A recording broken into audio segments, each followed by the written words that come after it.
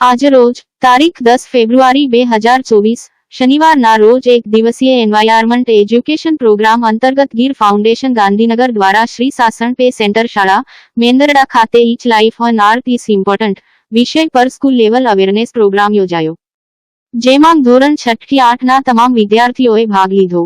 વિવિધ સેશનમાં આયોજિત આ કાર્યક્રમમાં વિદ્યાર્થીઓને પૃથ્વી પરના દરેક જીવોના મહત્વ વિશે તેમજ ગુજરાતમાં જૈવિક વિવિધતાનું મહત્વ પર તજજ્ઞ મિત્રો દ્વારા માર્ગદર્શન આપવામાં આવ્યું। તારક ચિહ્ન ધોરણ 6 થી 8 ના 165 વિદ્યાર્થીઓ આ કાર્યક્રમમાં સહભાગી બન્યા ભાગ લીધો। કાર્યક્રમના અંતે વિદ્યાર્થીઓને પ્રમાણપત્ર અને ઇનામ એનાયત કરવામાં આવ્યા।